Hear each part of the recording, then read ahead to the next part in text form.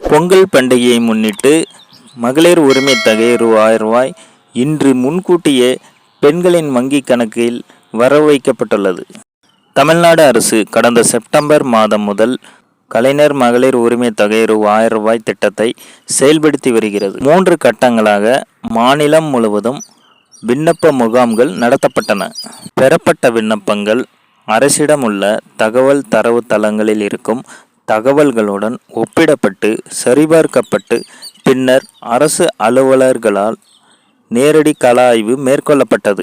இப்படி விபரங்கள் சரிபார்க்கப்பட்டு விண்ணப்பங்கள் பூர்த்தி செய்த 1 கோடிக்கும் மேலான பெண்கள் முதல் கட்ட பயனாளிகளாக தேர்வு செய்யப்பட்டனர்.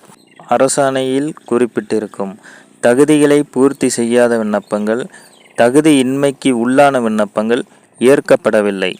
விண்ணப்பத்தின் முடிவு நிலை குறித்த மெசேஜ் விண்ணப்பதாரர்களின் பதிவு செய்யப்பட்ட செல்போன் எண்ணுக்கு அனுப்பி வைக்கப்பட்டன.